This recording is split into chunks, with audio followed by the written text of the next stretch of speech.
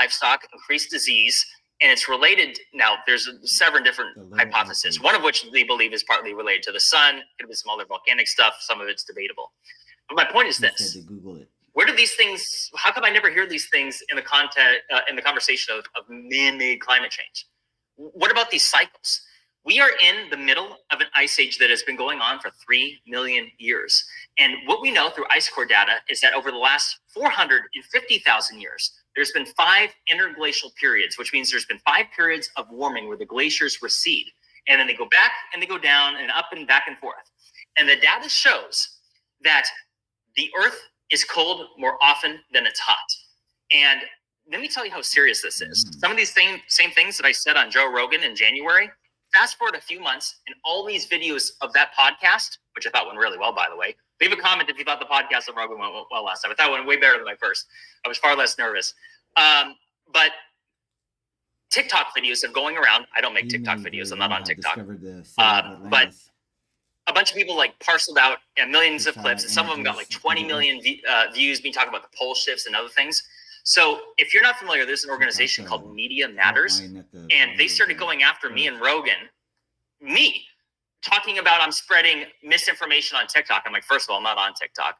Second of all, the clips you shared are based on scientific evidence. And I sent this reporter literal studies from MIT and everything else, and she didn't include any of them in her article. I'm not even going to cite the article because it's crap and who cares, and nobody cares. But I kind of had fun with it. But the point is that these powers that be are now aggressively going to go after people that talk about anything climate change. And how am I supposed to talk about the Green Sahara?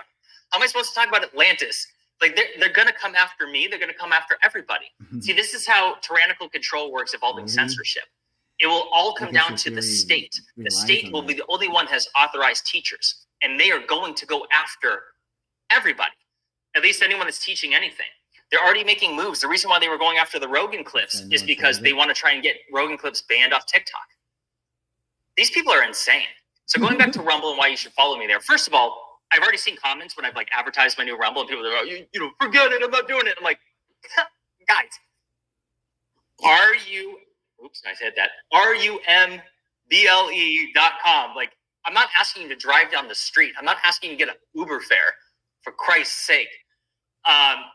You know, you type in RUM and it's going to pop up. You don't even have to, you have to have a signed in account on your mobile.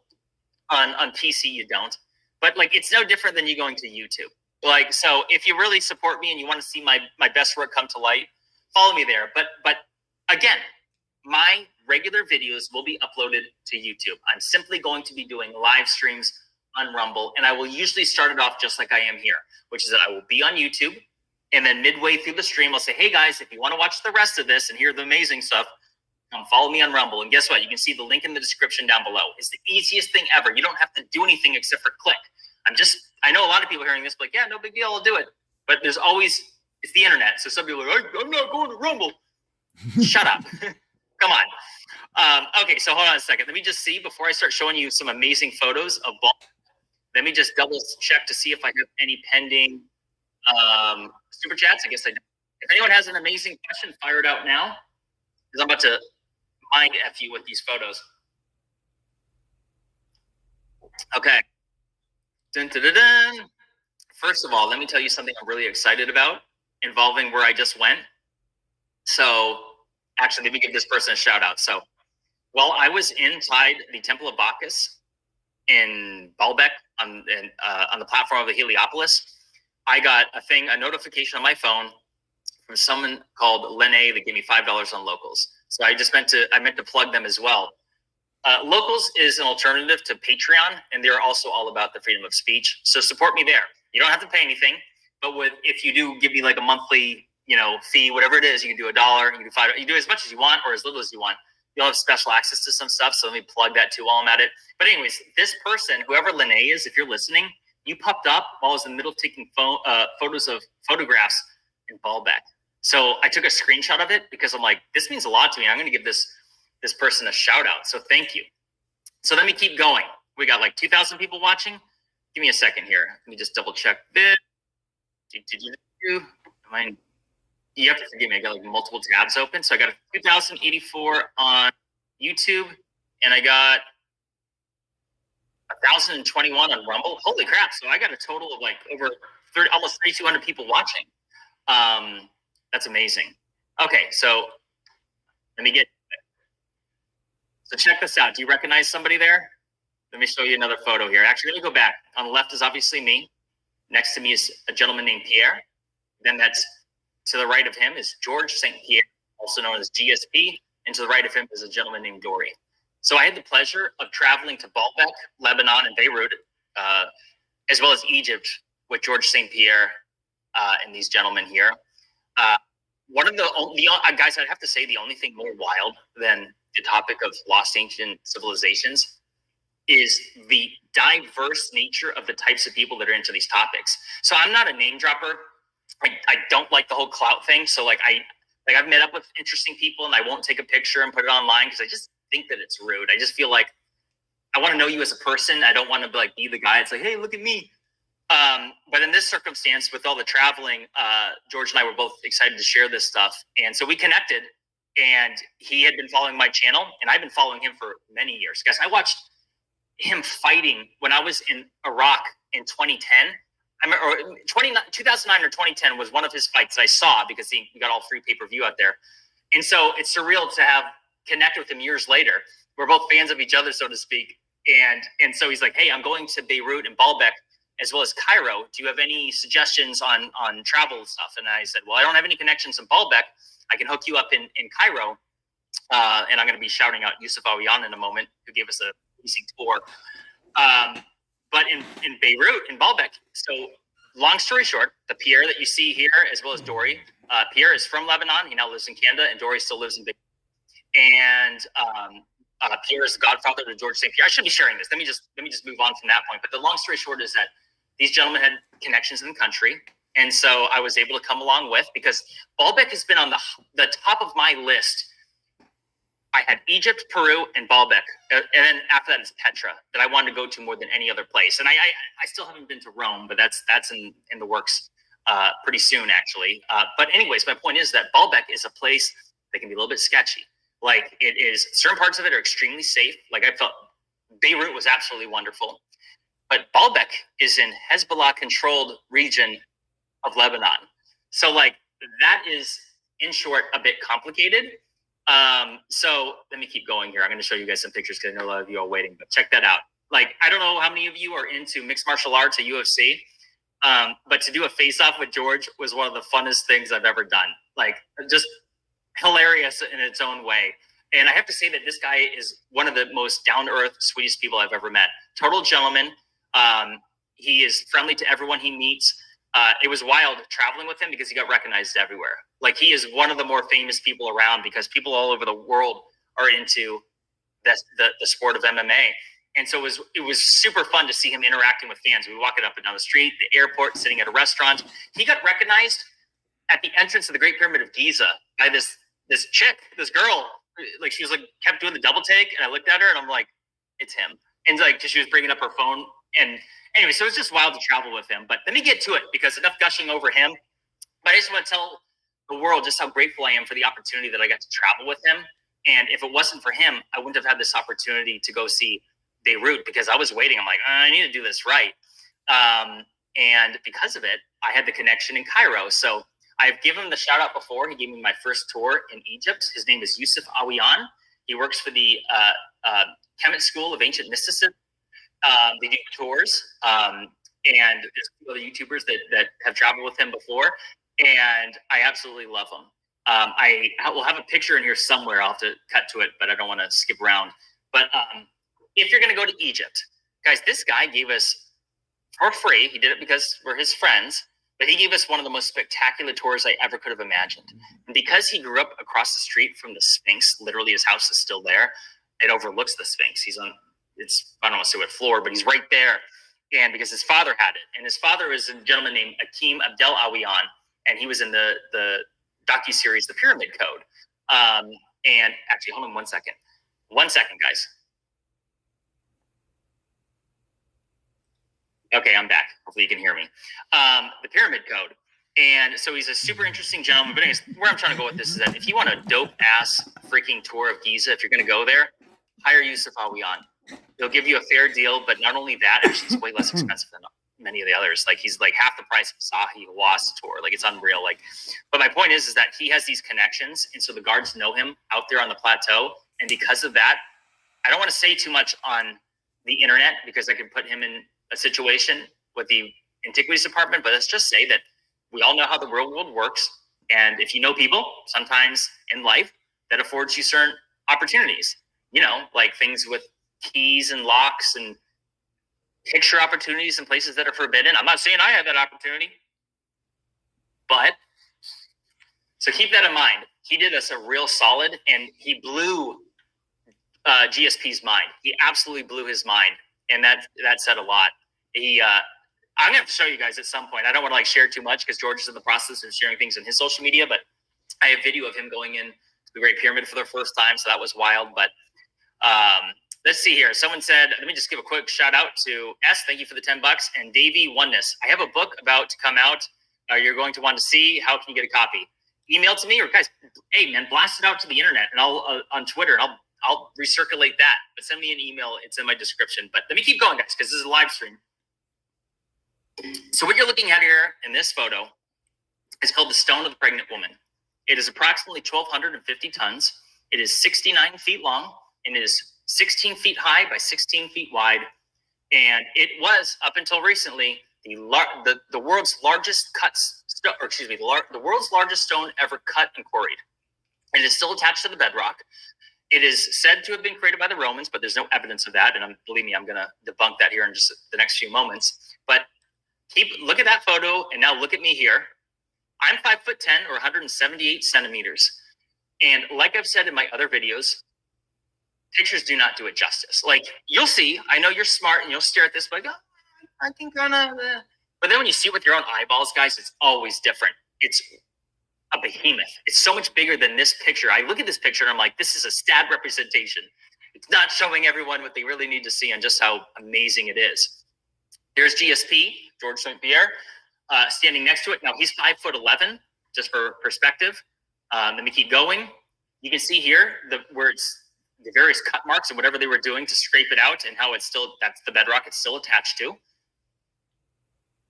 There's Pierre standing next to it from the opposite end.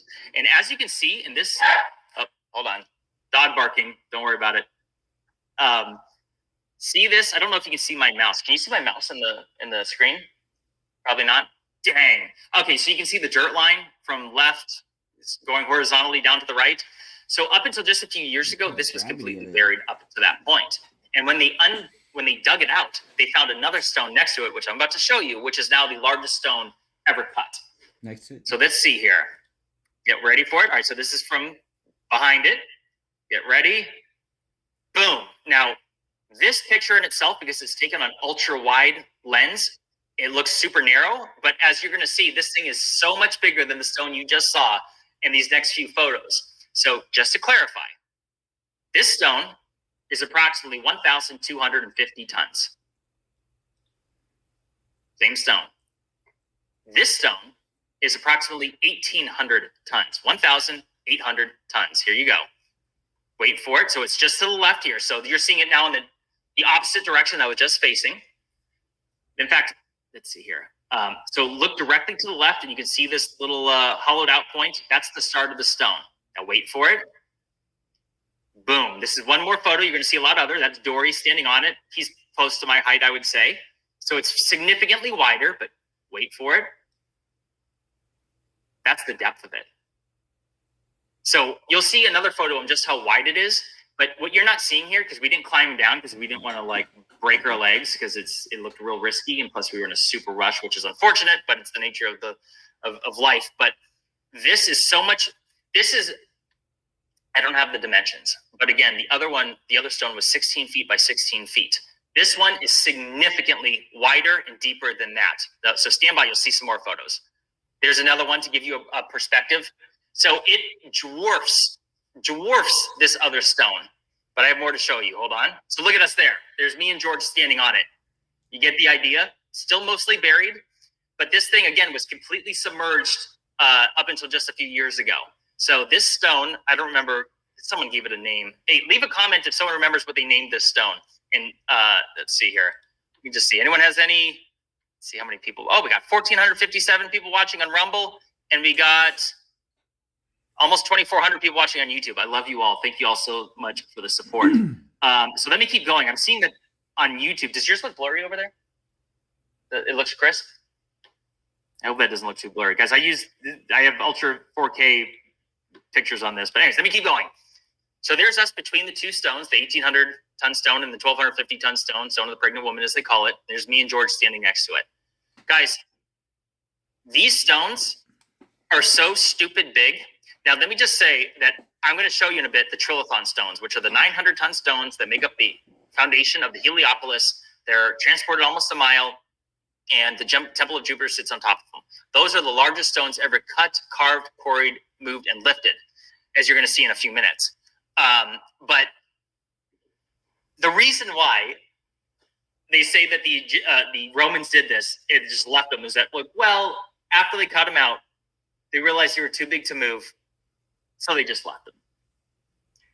Okay, so I really don't like that silly hypothesis, because it's like, they're not stupid. Whoever cut and carved these, and I don't believe it's the Romans didn't cut anything big. Go look at pictures of the Colosseum, and as impressive as it is, or even the aqueduct, as impressive as that is, and the advanced math and sophistication that went into creating those amazing feats of engineering, and the stones aren't that big. They don't. In fact, they're all small stones. And so, as far as the Roman Empire, nothing even compares to this. And I'm going to tell you what the guides at the site told us, which is way different than the academic version. They say that it was created by the Phoenicians. They say the Phoenicians created this site 4,000 years ago. And by this site, let me keep going so you can see what I'm talking about. But, and that the Romans came after and built on top of it. And as the photos you're going to see in this presentation, it's undoubtable. It's so obvious that it was created by two different civilizations. So let's see here. Quick shout out to Thomas Backstedt. What did you see during your tours in the military that set you down this path? I don't recall seeing explanation of the videos. All right, so I'm going to come back to that, Thomas, but I did see these winged bulls called the Lamassu in northern Iraq at the gates of Nergal in the ancient biblical city of Nineveh. But I was already into the ancients from like the 5th and 6th grade when I was reading those Goosebump books by R.L. Stein, and they were going in the pyramids. But let me keep going. That's a great question, and I'm going to make a video on it. But I have touched on it in some other videos. Now, real quick here. This is inside this quarry. So if I didn't say that already, these two stones are located in the quarry, which is approximately a mile away from the Temple of Jupiter and the stones and the Heliopolis that you'll see. And so these are other examples of massive stones that were being cut and carved out at that time.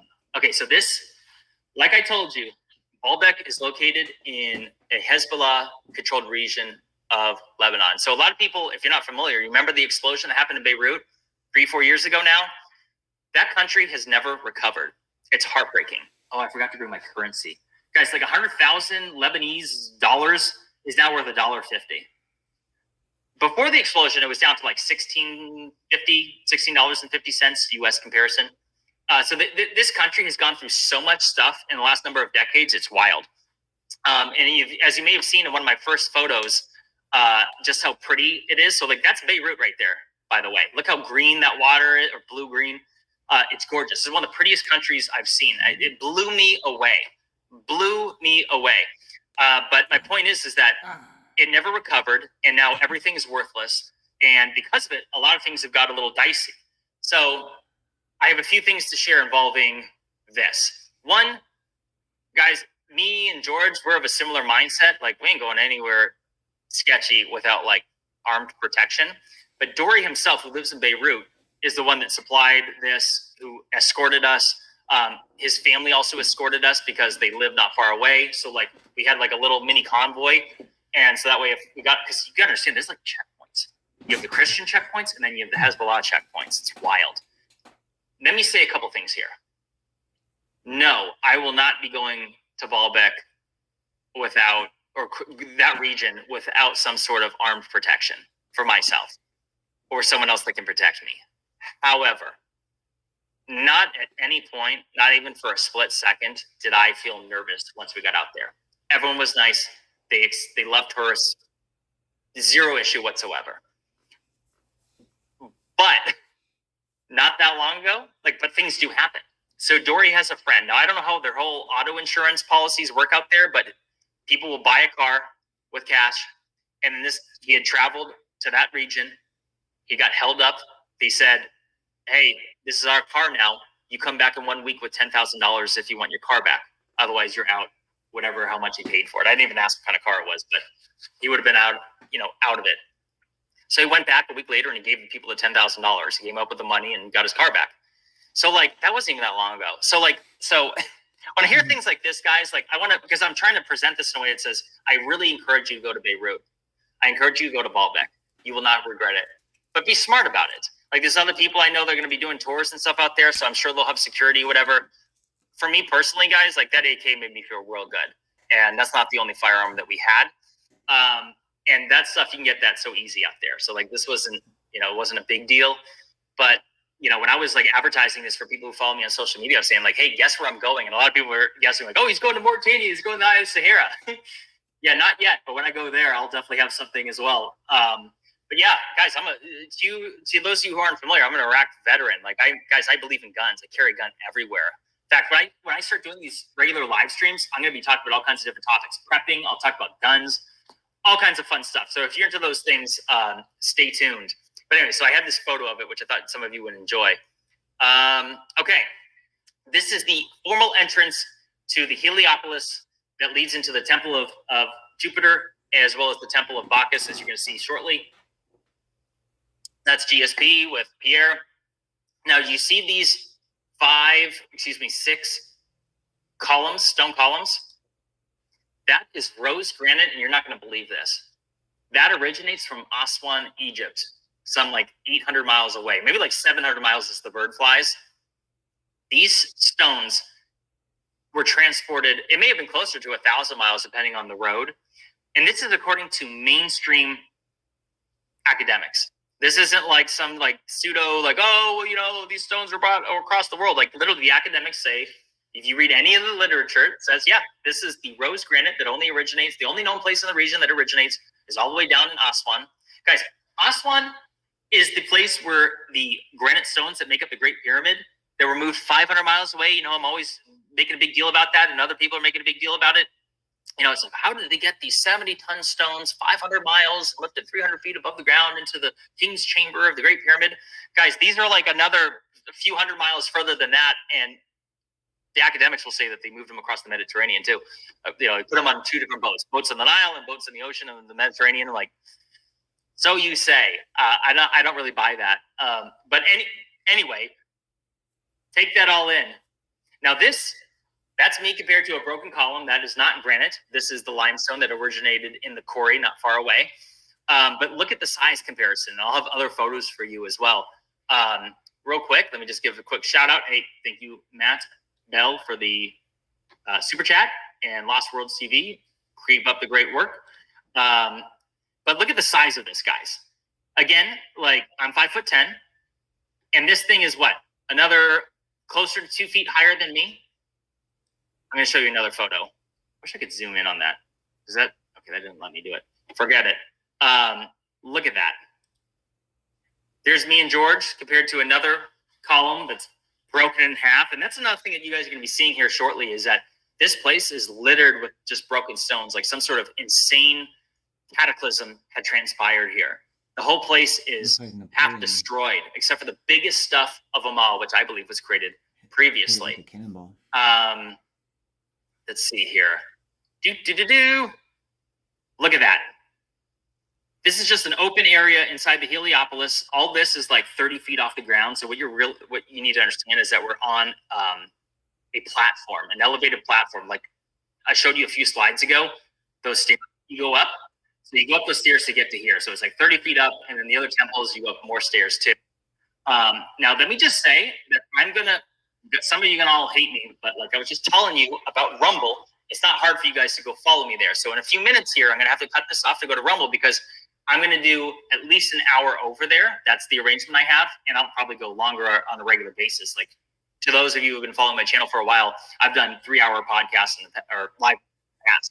So in a few minutes, I'm going to have to stop and go over there, so that way I have plenty to show you, because I have about 100 slides, and I'm already at slide 27. But the most impressive stuff, all The most impressive things that you'll see, whether it's from the Temple of Bacchus and the Trilithon stones, that will all be over there. So let me see here, because I'm already 42 minutes in. And I know some of you, hey, no, I don't want to go over to Rumble. Just do it. The link's in the description. You see it right there? That it's live over there right now. And so once I end the live stream here on YouTube, it will just continue on Rumble simultaneously. It'll be continuous. So hold on a second here. I'm going to show you a couple more things before I do that. I got 2,500 people watching here on YouTube, and I got 1,700 people watching on Rumble. Guys, I'm so grateful. That's a pretty good size. That's awesome. I'm very grateful. All right, so hold on one second, because I got to get something ready here to show you. I just doubled my income. Okay. Hold on. Sorry, guys, I'm toggling. This is my first time doing it, so it's a little bit different. Put on some music, background music. Mm-hmm. Hold on. Someone asked me a good question to distract me. Let me know if you see any good questions. What are you seeing? What? Oh my God, the shawarma was the best I've ever had. I never say it right. Is it shawarma? Literally the best I've ever had in my life. And let me just say this, actually. George St. Pierre said the same thing. So one of his favorite foods is Lebanese. And where he's from in Montreal, they have like a fantastic Lebanese restaurant that he's been to a million times.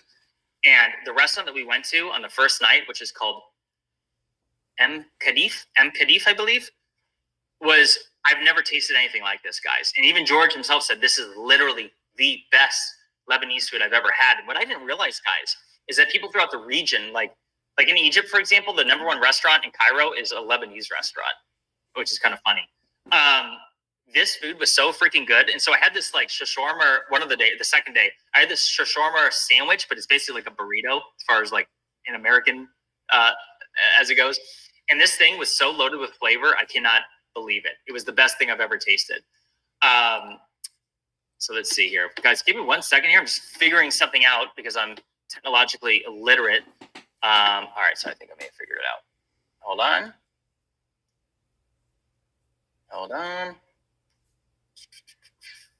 Okay. Anyways, let me go show you some more photos so I'm not boring you guys. All right. So hopefully a bunch of people carried on over to go follow me on Rumble, because I'm noticing that the numbers went down by about 500. So hopefully they're over there. All right. So that's what I'm going to do. I'm going to show you guys another photo, and I'm going to bounce because I know I have to do it.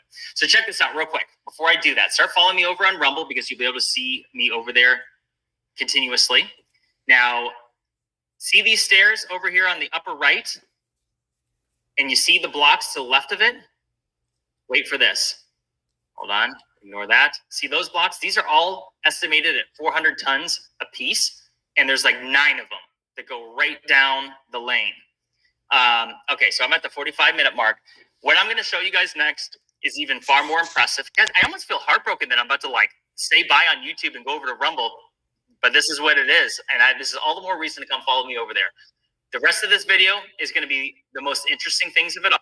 I'm so grateful for everyone that tuned in here on YouTube. The link to watch right now is down in Rumble. So just press it right now, and you'll be able to hear me continuously. But anyways, I want to just give you all my love and thank you so much.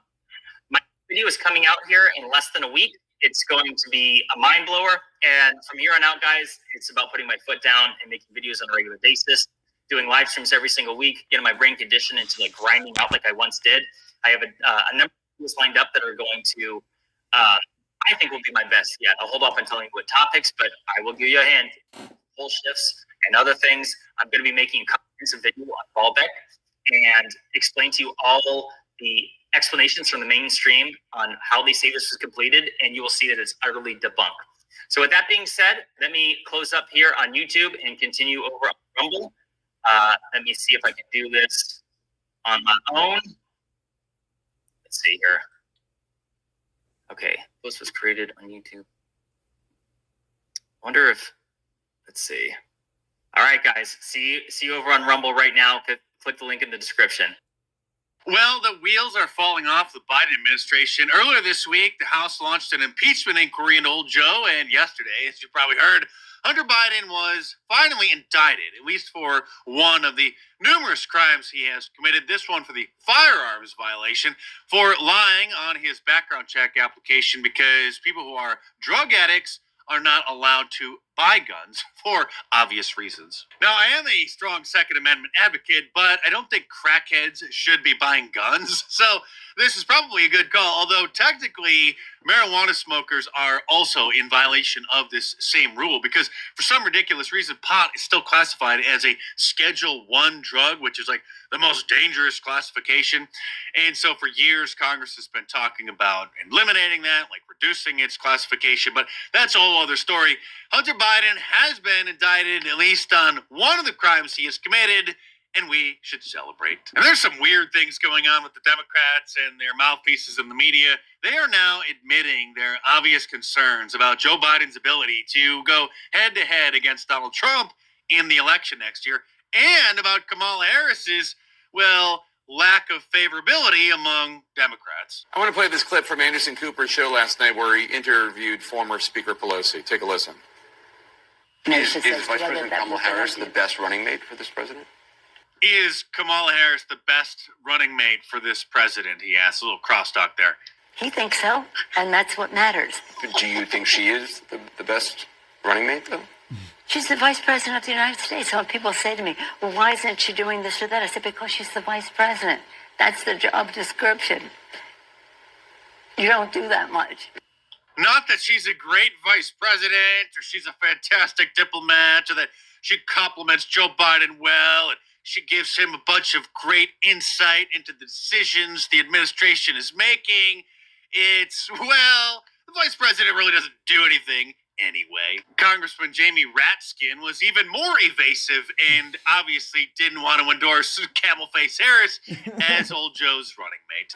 Not exactly a ringing endorsement. Do you think Vice President Kamala Harris is the best running mate for President Biden? And what do you make of Speaker Pelosi's answer there? I mean, there didn't seem to be anything wrong with that answer. Obviously, President Biden, Vice President Harris, Speaker Pelosi, for that matter, all of us have been laboring under just a deluge of propaganda, disinformation, and criticism by the MAGA right. This is a rule or ruin faction, which takes the position that if they're not going to be able to control the direction of government, they are going to throw grease in the gears to try to shut everything down. Actually, greasing gears is good for them. Throwing sand in them, on the other hand, that would be bad. And what we're all dealing with right now is this impending September 30th deadline, because the MAGA right wants to shut down the government. You are doing what Speaker Pelosi did, which is not answering the question. Do you think Kamala Harris is the best running mate for President Biden?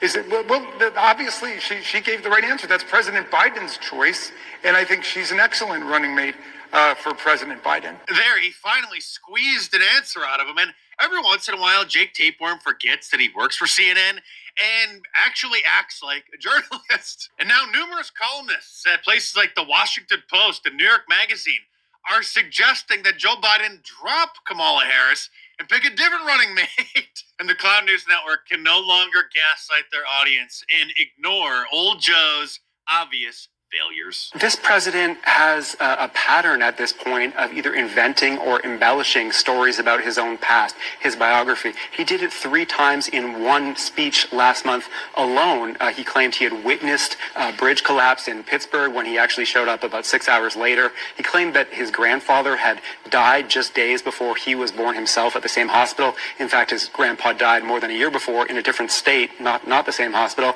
And he also repeated a favorite false story that I and others have debunked over and over again about a supposed conversation with an Amtrak train conductor he was friends with, who was actually deceased at the time the conversation would have had to take place. And that's not all. There are some more serious ones in my view. Previously in his presidency, he claimed at one point he'd been arrested during a civil rights protest, when in other versions of the story he just said an officer had taken him home from a protest. He said he had visited the Pittsburgh synagogue where worshipers were killed in a 2018 mass shooting. In fact, he had actually spoken to the rabbi, but never but never went. And he's made a whole bunch of others too. He said at one point, Republicans like to bring this up, he said that he used to drive a tractor trailer, he used to drive an 18-wheeler. Never happened. The White House later clarified he used to drive a school bus at one point as a job briefly. School bus, of course, not an 18-wheeler. So whatever his intentions, whether it's foggy memory about stuff that's going on decades ago or deliberate embellishment, this is an unfortunate pattern that keeps coming up again and again with Joe Biden. We know it's called dementia. And the White House sent out a memo to their friends in the media, the Operation Mockingbird assets, suggesting that they ramp up their scrutiny of Republicans' impeachment inquiry into old Joe. So the White House is so desperate that they're begging the liberal media to try to do more to protect them. Here's Speaker of the House, Kevin McCarthy, turning the tables on the fake news who are upset that he authorized the impeachment inquiry into old Joe. What impeachment inquiry is to do is to get answers to questions. Are you concerned about all the stuff that was just recently learned? Do you have any concern? Have you asked the White House any questions? Yes. Okay. Do you agree that, do you believe the president lied to the American public when he said he'd never talked to his son about business dealings?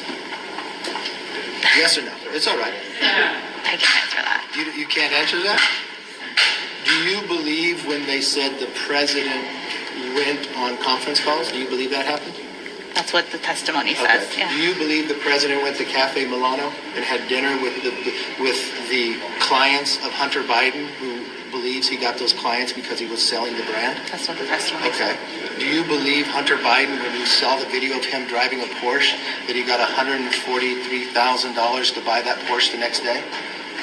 Do you believe the $3 million from the Russian oligarch that was transferred to the shell companies that the Bidens controlled after the dinner from Cafe Milano took place? So the testimony says. Okay, then I go back. Do you think the president lied that he...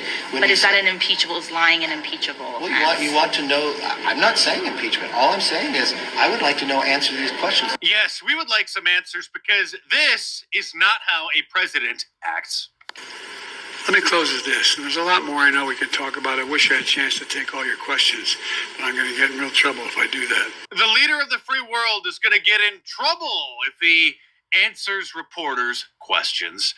The Democrats are in trouble because the Secretary of State in New Hampshire just rejected their requests to remove Donald Trump's name from the primary ballot, and that is who I'm going to be voting for. And if you are too, because I know you are, order your Wanted for President shirt from my online store at markdice.com or click the link in the description below.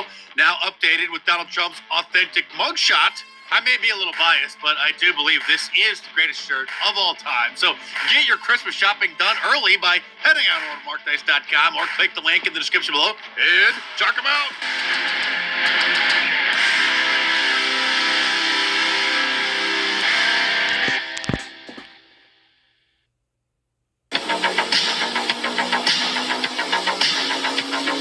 Global warming isn't scary enough. Climate change certainly isn't scary enough. They're not frightened enough. Quick, come up with something new. The era of global warming has ended. The era of global boiling has arrived. The era of global boiling has arrived.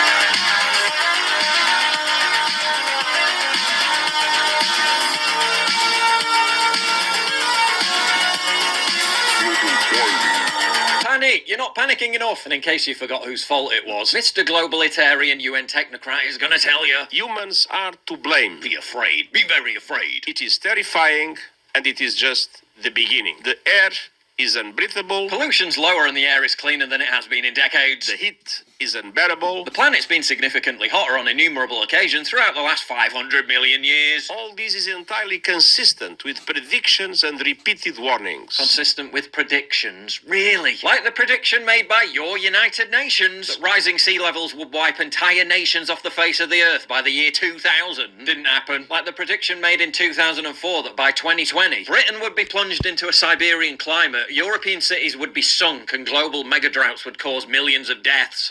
Didn't happen. Like Paul Ehrlich's prediction in 1968 that, quote, hundreds of millions of people are going to starve to death by the 1980s. Didn't happen. 50 years later, he's still being given a legacy media platform to spout the same slop. We've had it. The next few decades will be the end of the kind of civilization we're used to. Like in 2000, when they predicted British children wouldn't know what snow is. Literally last year in Britain. Didn't happen. Like in 2009, when Charles said we only had 8 years to save the planet. 14 years later, planet's still fine. Didn't happen. Like Al Gore's prediction that there would be ice-free Arctic summers by 2013. Didn't happen. Like the US Navy's prediction that the Arctic would be ice-free in summer by 2016. Didn't happen. Oh yeah, and Antarctica doesn't seem to have got the global boiling memo either. Concordia Antarctica hits minus 83.2 Celsius, world's provisional lowest temperature since 2017. Oof, that's chilly. Global boiling. Climate change, it's a term we've heard time and time again. But have you stopped to consider how it fits into a larger narrative? A narrative that includes the alarming decline in testosterone levels, which have been dropping by about 1% since the 1980s. A narrative that includes the obesity epidemic, with rates that have tripled worldwide since 1975. A narrative that includes the suppression of potential anti-aging solutions like NMN. Boom! Which is being reclassified from a supplement to a drug to make it harder for you to access. These aren't isolated incidents. They're pieces of a puzzle, part of a global agenda, designed to control us, weaken us, and keep us in the dark for their own personal gain. Luckily, there's a way to fight back. Enter Black Forest. More than just a supplement company, Black Forest is a movement, a rebellion against the forces that want to control us. We've seen how they manipulate the narrative around climate change, pushing fear and alarmism while ignoring the natural cycles of our planet. We've seen how they promote lifestyles, movies, a culture, and estrogenic chemicals that leads to obesity and low testosterone, weakening us both physically and mentally. And we've seen how they hide potential anti-aging solutions like NMN, keeping us from reaching our full potential. Their supplements are designed to help you reclaim your power, boost your testosterone levels, manage your weight, and unlock the anti-aging potential of NMN. Stand up, fight back, and reclaim your power with Black Forest. Visit blackforestsupplements.com/Watson and use the code Paul for 10% off. Now back to the video. Mr. Global Boiling's stern lecture is the biggest enviro browbeating we've had since Greta Thunberg's infamous missive. You have stolen my dreams and my childhood. How dare you? Climate Karen disapproval face who wore it better. Global boiling. How dare you? So sorry. How dare you? You have stolen my dreams and my childhood with your empty words. I guess at least Greta has the humility to laugh at her own cringe. The dancing climate change nurses, not so much. Hillary Clinton, hot enough for you? Thank a MAGA Republican. Not as hot as where you're going, Hillary. But who could argue that the temperature in Phoenix would have been cooler on that day if you'd have just elected her back in 2016? The media tells you Rhodes is on fire due to climate change, despite the fact that the wildfires were started by arsonists. And this is what Rhodes looks like from 10,000 feet. According to the media, all of Rhodes is burning, says the videographer filming the clip from his plane. It's not the shit that they tell us. This is the same media that tells you it's the hottest July for 120,000 years. Which again begs the question, who was measuring the temperature 120,000 years ago? Homo erectus? July is virtually certain to be the world's hottest month on record due to climate change, so why has the UK been so cool? The party told you to reject the evidence of your eyes and ears. It was their final, most essential command. But we know who's measuring the temperatures now. In the UK, it's the Met Office, a government body, which just happened to capture the highest ever temperature recorded in the UK last summer by taking the reading on the hot tarmac at an airport while 3 Typhoon fighter jets were landing. Wow, so impartial. The BBC gets its temperatures from the Met Office, which, seemingly unsatisfied with just manipulating the temperature readings, now just makes them up out of thin air. As part of this global boiling heatwave climate change hysteria, the BBC reported that on July 18th, the island of Sardinia was expected to see a high of 46 degrees in the afternoon, and there are warnings that extreme heat could continue for a further 10 days. What actually happened on July 18th in Sardinia? The temperature peaked at 40 degrees and fell throughout the rest of the week to the lower 30s. The BBC reported that Rome would remain over 40 degrees for 15 days. What actually happened in Rome? It briefly hit 40, then fell away for the rest of the week. They can't even accurately predict that day's weather. On the same day, their longer-term climate change predictions years into the future are spectacularly wrong every single time, and they expect you to trust them when they predict climate models decades and centuries into the future, while wheeling out hysterical alarmists to use terrifying words that traumatize children and bully adults into living into a state of fear, dreading a monstrous apocalyptic fate that simply doesn't exist. Global boiling. Want to support your boy here while getting your hands on some high-quality vitamins and supplements? Well, you've come to the right place. Summit Whole Food Multivitamin is sourced from 100% high-quality natural food sources and loaded with natural immune support boosters. Boom! Then there's our vitamin C plus zinc with rose hips. Bosh! Reduce inflammation, supercharge your metabolism, and support your body's tissue repair function. And the rose hips protect you from the signs of aging and replenish your skin. Be in charge of your mind and help to support your brain operate at the highest potential by getting Summit Brain Support, which I take daily to increase my focus and concentration. And boom, it's absolutely stacked with cognitive enhancers such as Bacopa Herb Extract, L-theanine, and Alpha-GPC. On all these products, we've taken time to ensure we've sourced the highest quality product at the best price. So reach new heights by elevating your health and wellness journey today. If you like my content and want to express your support while getting great supplements, go to summit.store where you'll find all the products plus worldwide shipping. That's summit.store or click the link in the description box down below.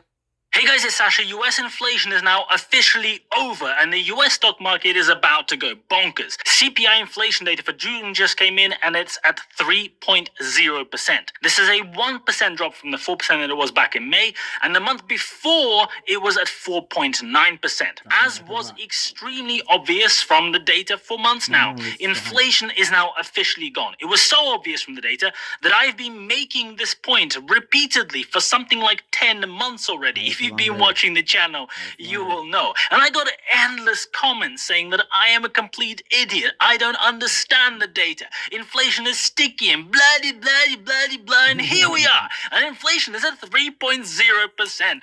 Who could possibly have seen this one coming? And the best bit, it's going to fall more because there are two major parts of the consumer price index that haven't even started properly falling yet. But we have already seen the data. We already have the data that says that they will collapse in the coming months.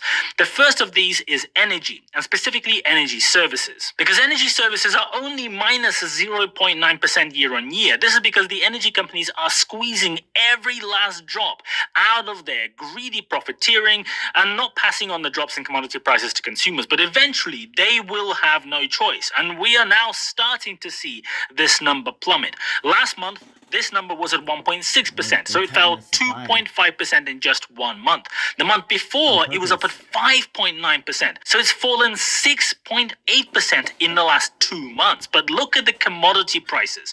Natural gas is currently about 60 to 70% lower than it was at this point last year. Coal is also 70% lower than it was at this point last year. And gas and coal account for about 60% of the US energy production total. So the raw materials for 60% of the energy production are down 70% in price, but the retail prices, the prices that the consumers are paying, are, let me check, down 0.9%. In fact, electricity is still up 5.4%, and piped gas is down only 18.6%. So this number is lagging the real world drops by a long way, and so over the coming months it has to catch up and is heading a lot lower, which will help bring inflation down even more. The second part that is high is shelter. It's up at 7.8%, and it's funny because even 6 months ago I was saying that exactly this was going to happen. The risk there is that while the rest of the index, things like energy, food, etc., are all gradually on the way down, shelter will be pulling the average up because of its big weight. Shelter is at 7.8% because it is a lagging indicator. It is lagging the increase in house prices that we saw in the last 2 years and the increases in rents. But the latest Zumper report data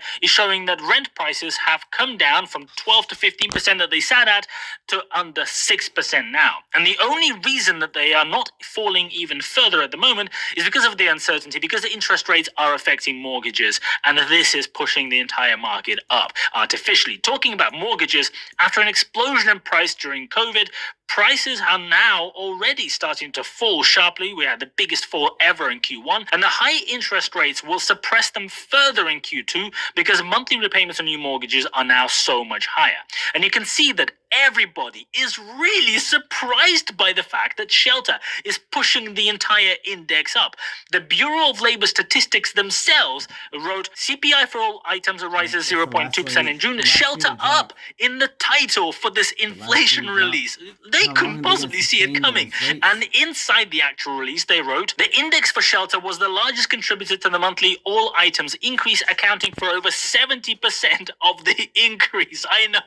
Who could possibly have seen this one coming? Absolutely impossible to predict. So Shelter is now sitting at 7.8%, while rent increases are now down below 6% at the moment, and house prices have begun dropping very sharply. So the good news is that Shelter is also going down. The bad news is it's going to take a long time because Shelter lags real price changes by some time. This lag comes from people only experiencing the increase in the prices of rent or the prices of mortgages when they happen to move, or when they get their annual rent review.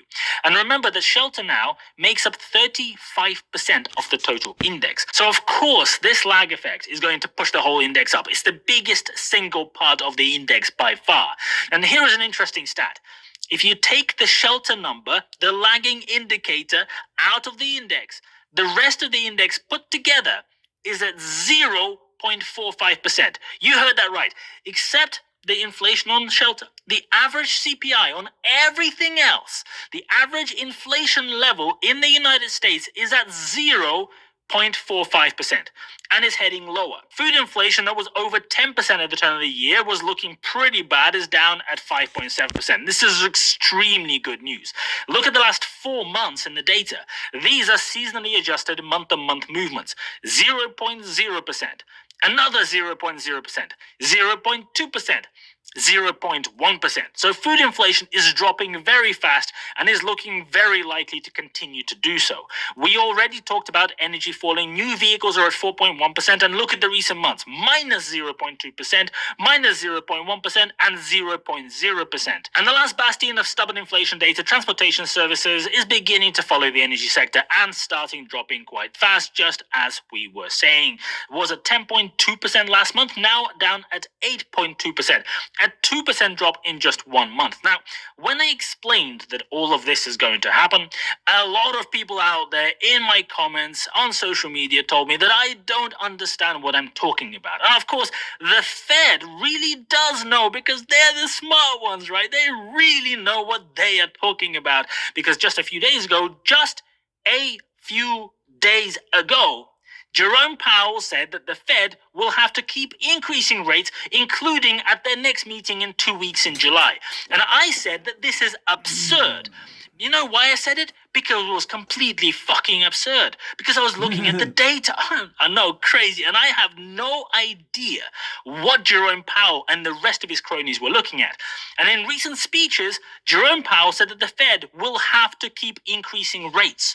They have no choice.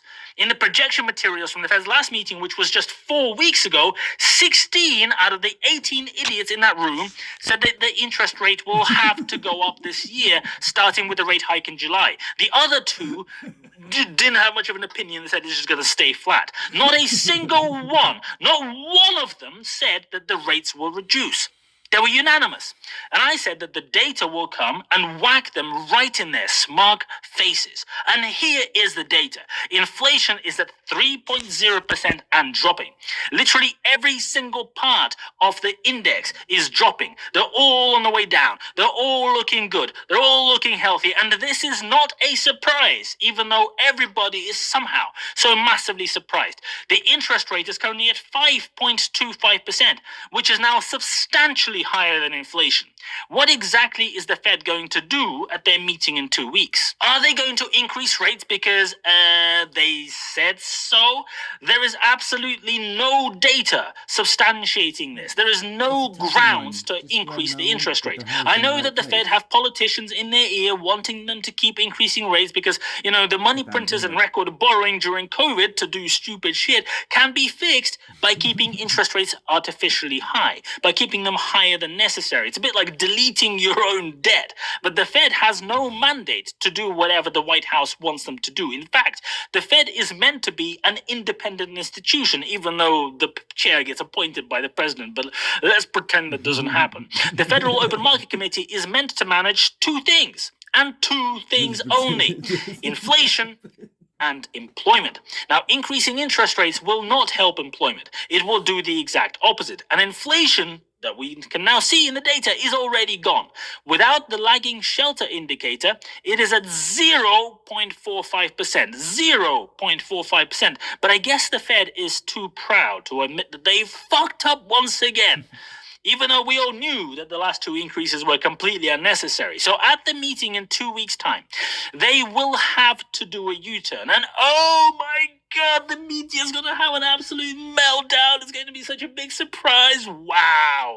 Nobody could have predicted this. The Fed will not reduce rates, because if they were to reduce rates, that would be tantamount to admitting that they are completely full of shit and have no idea what they're doing. Now, the truth is, they do have absolutely no idea what they're doing. We already knew that, because last week Jerome Powell said that they will be increasing rates in July, last week.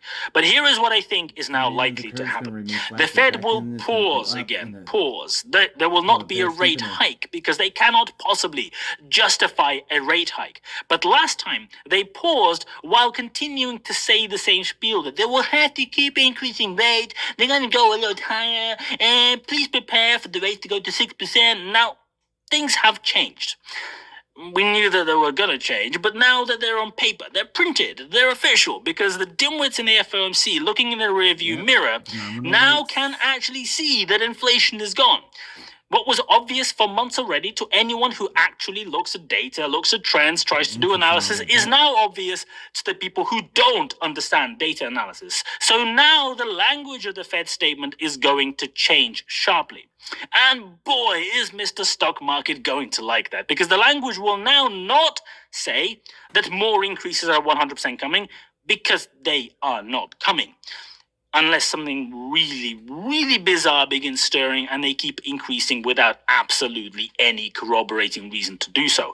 And the Fed now has a 2-month gap from that meeting at the end of July until the meeting in September.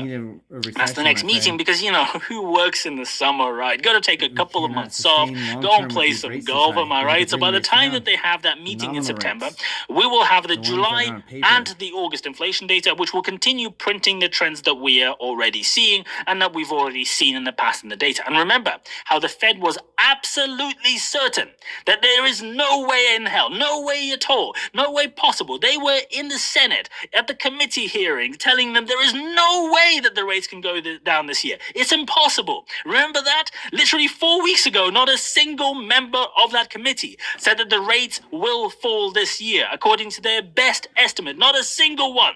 But what are they going to do now? That's their plan. What are they going to do when inflation is down at 2%? What are they going to do when shelter starts falling later this year? Are they going to keep interest rate at 5.25%? If inflation drops below their 2% target, are they going to increase the rate further? Is that what they're going to do? Well, I will tell you what they will have to do. They will have to start dropping rates. And they're going to have to start doing it way sooner than those Muppets expected. And it might actually have to happen at that September meeting, which is actually not long away. And this will be yet another bit of absolute concrete proof that these idiots actually do not know what they are doing. And I am not saying this lightly, because it is so painfully evident. They are once again months late to seeing the data. And I'm sorry, it is incredibly infuriating. The language is absolutely warranted, because a random guy on YouTube can see all this and make videos explaining it. He can do the analysis, he can look at the data and say, look, this is what's happening, and this is where this is heading and why it's heading there. But a bunch of old farts with their armies of analysts infinite resources who don't understand anything about the numbers that they are looking at or anything about analysis sit there fucking around and giving speeches on topics they fundamentally do not understand. Why is this happening? Why is this okay? But as the summer progresses, we will get more data on this inflation reduction. We will see 2 more months of inflation data, and the stock market is also going to see it. They're going to look at it and see that the inflation spike is now over. And back in 2021, when inflation started picking up, all the grey stocks and the pre-profit companies saw their share price absolutely destroyed. It didn't matter whether the company was good or whether it was bad. There was a lot of bad companies too, but every company in that situation saw their share price absolutely collapse. Some investments that I hold got whacked really hard, not for any reason to do with the company. In fact, the companies are executing really well, but just because of the macroeconomic, of inflation, and of the interest rate fears. Then in 2022, the rest of the stock market joined, and the S&P 500 fell 25% in 10 months. And now we're about to see a massive U-turn from the Fed. Inflation is officially gone. COVID is long gone. It's a bad memory. I can see an extremely exciting time ahead for investors. You thought that the first half of this year looked good. Well, I am looking forward to the second half. The big guy has a big mouth, and it got him into a lot of trouble. But he hasn't seen the half of it yet. There is an audio tape, I am told, by people in the know, not necessarily in government, not necessarily out of government. I can't say too much, but there is incontrovertible evidence of Joe Biden's corruption that is about to be made public. It's not going to happen tomorrow. It's not going to happen before Labor Day, but it will happen sometime between Labor Day and Halloween. This tape will be made public. I'm not sure by what entity at this point, but once it is heard, Joe Biden will have, well, he'll have only 2 options. Number 1, he will not be able to remain a candidate for the presidency for re-election. It will be over and done with. The only thing that he might be able to do, potentially, but probably not, is remain as president. I am told this tape is that incriminating, and they're worried about it right now at the White House. They know about it. They know it's out there. There may be more than one, and it makes a lot of sense, doesn't it? I mean, let's pretend for a moment that this congressman from New York, Goldman is his name, let's pretend for a moment that he's right about whatever it is he heard. Listen.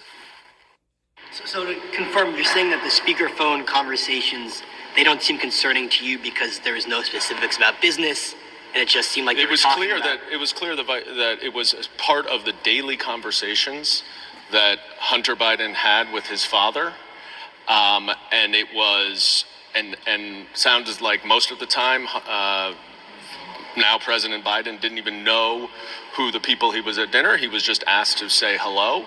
And he would, talk about the way he described it several times. They asked over and over and over. He described what the weather was, how what's going on your end.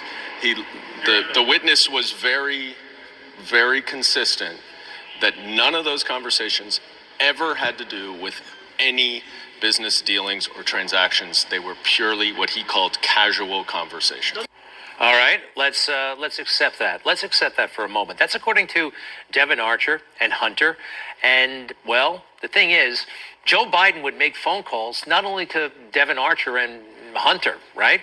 He would make phone calls to other people. He would have meetings with other people.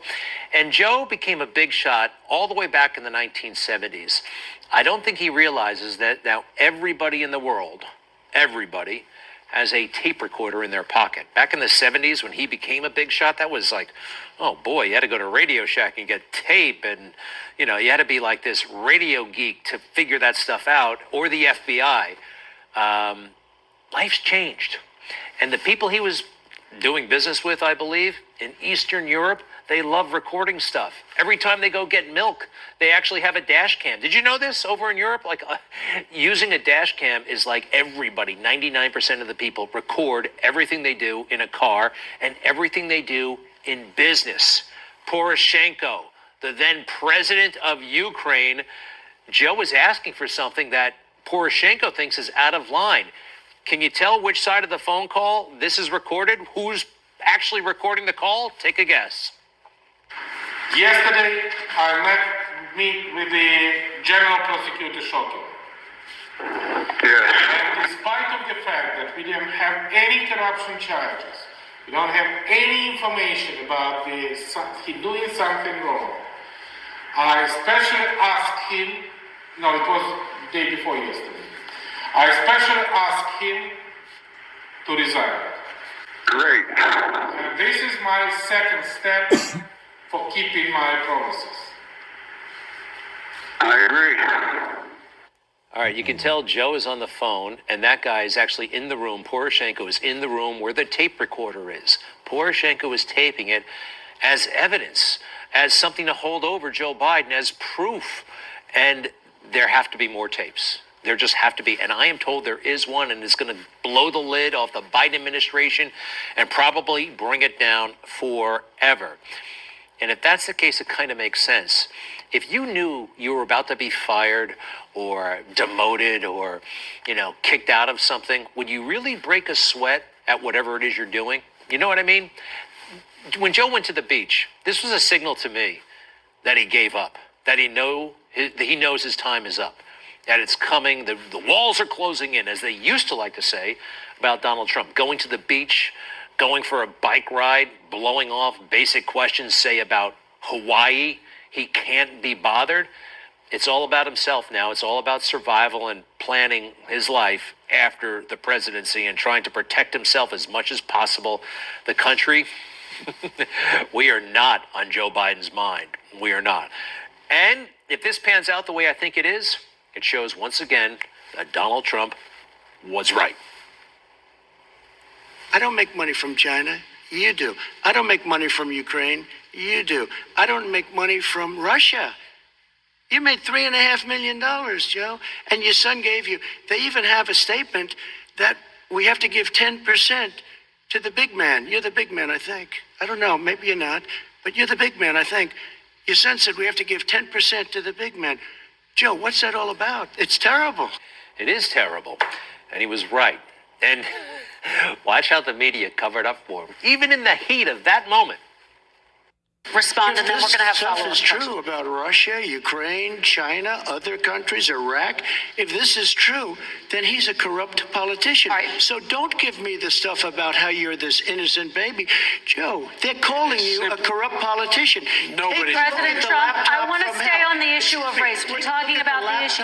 From hell. President Trump, we're talking about race right now, and I do want to stay on the issue of race. How about that, huh? Wants to stay on the issue of race, the phony issue that they manufacture, that they design to blow up the country. Fascinating, right? And then the media, of course, spun. Everything Donald Trump said has been essentially proven by the House Oversight Committee. And what did they accuse him of back then?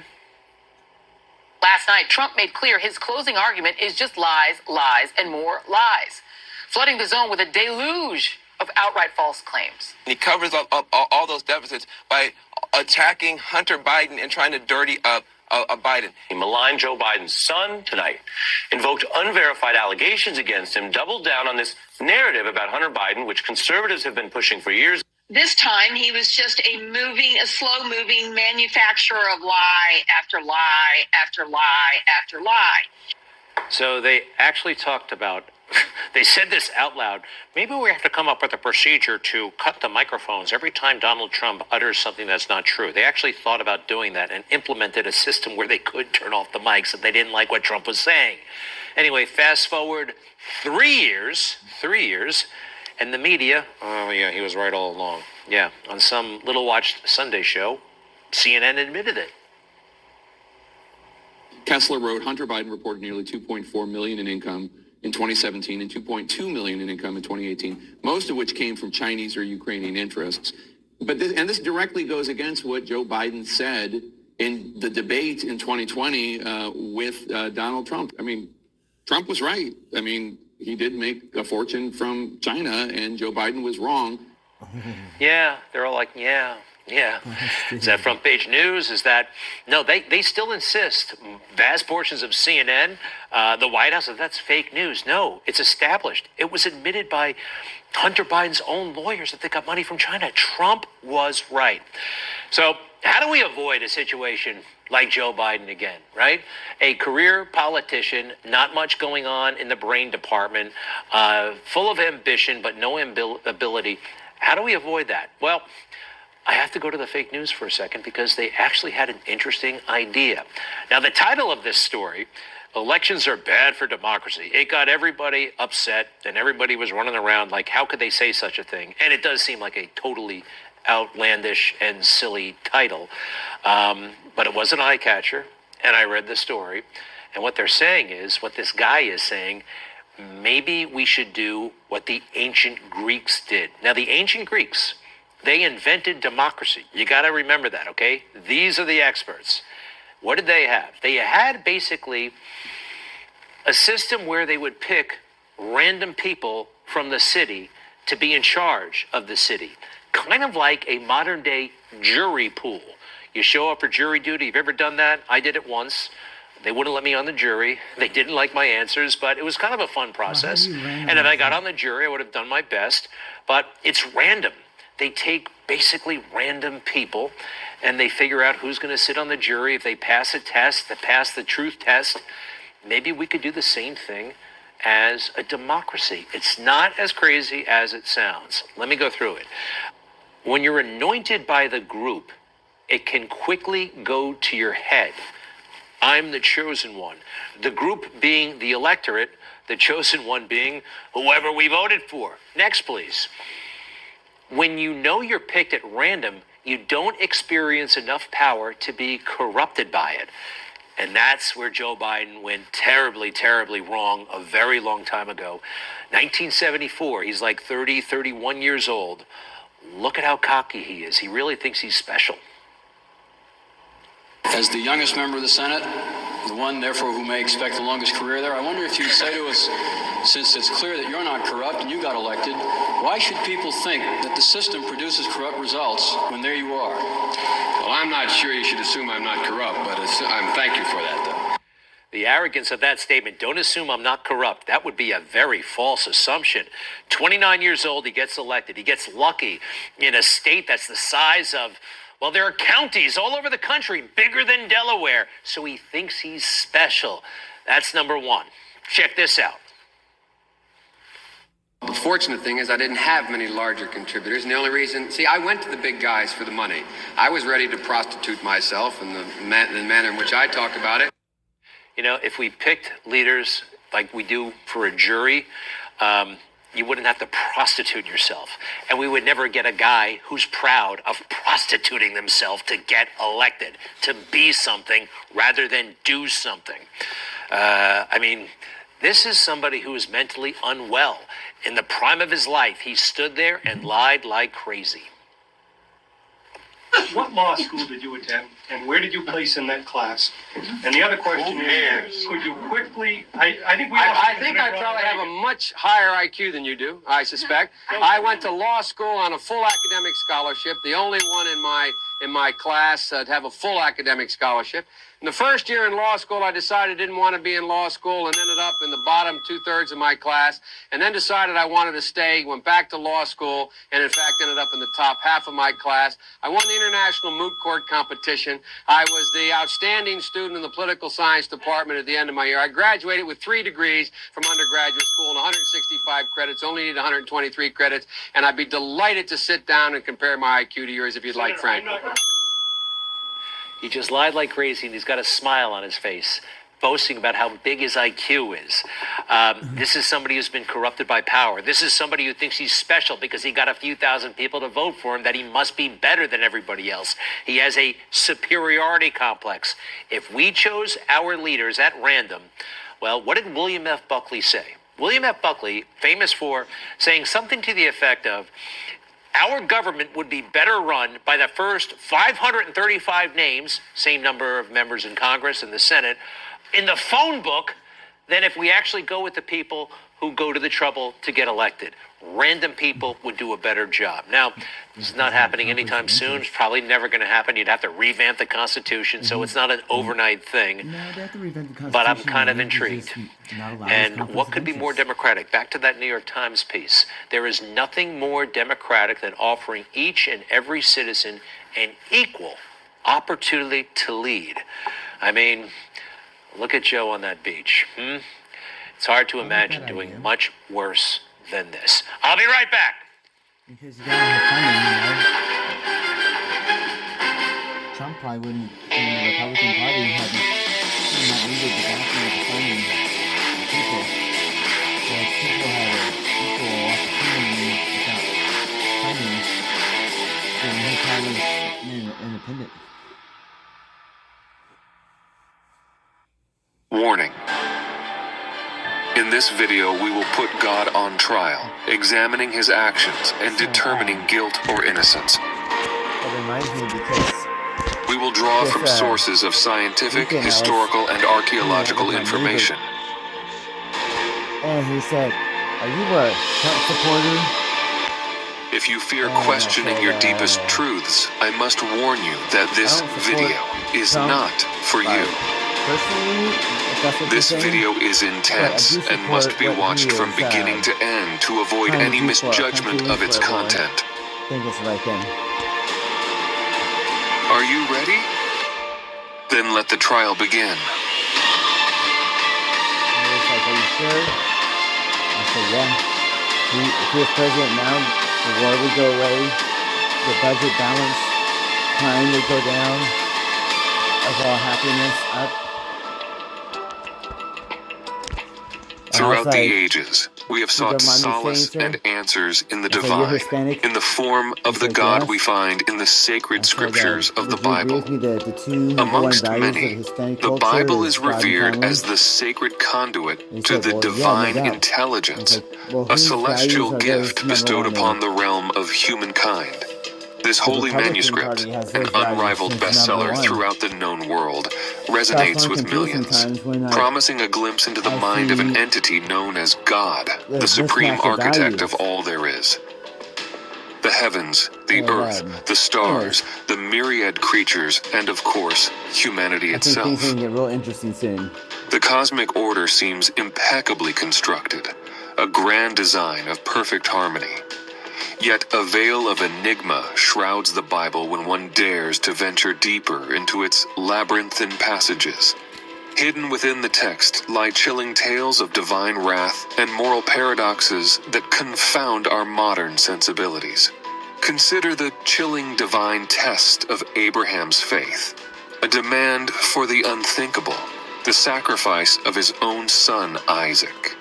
Or the apocalyptic obliteration of Sodom and Gomorrah, their histories forever lost to the sand of time. These are but fragments of a more complex narrative that paints an uncanny portrait of the biblical God, a side seldom unveiled to the world. The God of the Old Testament, particularly in the foundational texts known as the Pentateuch, emerges not just as a divine creator, but as a formidable entity whose raw, awe-inspiring power commands both reverence and dread.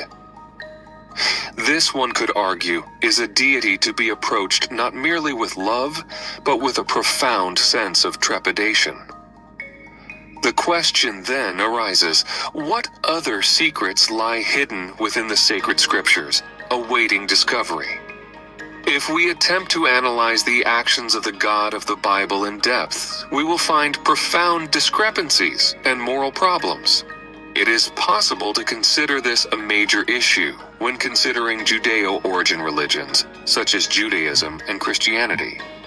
If God were entirely good, why would there be such controversial information and actions? Let's delve into a more specific analysis, considering some events from the Bible itself. Let's begin, more specifically, from the beginning. Not from the beginning of all things, but from the creation of humans. First, in Genesis 1:26, God creates humans. Then on Genesis 1:28-30, he grants them dominion over the animal and plant kingdoms. Next, in Genesis 2:8, he places them in the Garden of Eden. After, in Genesis 2:18-22, he creates woman so that man won't feel alone. Thank God. Next, he forbids men and women from eating from the tree of good and evil in Genesis 2:17. Yep, you know how that one went. Later, in Genesis 3:8-9, God searched for Adam in Eden, which is surprising because if God knows what goes in man's heart, why would he need to look for him? Afterward, on Genesis 3:11, God doesn't even seem to know that Adam has eaten the fruit of the tree, and he questions Adam about it. Then, God punishes Adam and Eve for eating fruits from the forbidden tree on Genesis 3:15-19. Later on, God makes garments for Adam and Eve in Genesis 3:21. Then, God states that man has become like one of them, knowing good and evil, and to prevent man from eating from the tree of life and gaining eternal life, God expels man from the Garden of Eden. This part can be read on Genesis 3:23. In this part we can see something very strange, because we can read that God, one single deity, pronunciates it in plural when states that he, Adam, had become on of them. Finally, in Genesis 3:24, God protects the Garden of Eden from the actions of man. Soon after, God allows Adam and Eve to have children, and thus Cain and Abel are born.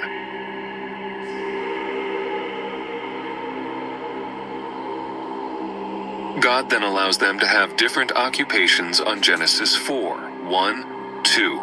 Next, God is pleased with one brother's offering, but not the others, as it can be read on Genesis 4:4-5. After that, God grants himself the right to question why Cain is angry for not having his offering accepted on Genesis 4:6. Consequently, God punishes and curses Cain for killing Abel in Genesis 4:9-12. After, on Genesis 4:13-14, God hears Cain's plea for mercy and subsequently blesses him in Genesis 4:15. Afterward, God regrets having made man like on Genesis 6:6. But one man, Noah, pleases God, for he was a righteous man in Genesis 6:8-9. Then God sent the great flood on Genesis 7:12, but remembers Noah and the ark in Genesis 8:1. In response to the sweet aroma of Noah's offering, God promises in his heart not to curse the earth because of man again in Genesis 8:25. These events demonstrate the contradictory actions of the God presented to us in the Bible as the only God, the creator of the heavens and earth, and provide us a glimpse of a contradictory and problematic deity. But I have to remind you that, obviously, we are not the first to observe these problems. In modern times, we must turn to an individual who has been critically examining this enigma. That person is the renowned biologist and professor, Richard Dawkins. Born in Nairobi, British Kenya, Dawkins has dedicated his life to the pursuit of understanding the complexity of life through the lens of science. As an emeritus fellow of New College, Oxford, and the former professor for public understanding of science in the University of Oxford, Dawkins has built a significant body of work that challenges the concept of divine creation and champions a gene-centered view of evolution. This includes the popularization of the concept of the meme and advocacy for... Anyway, that's enough.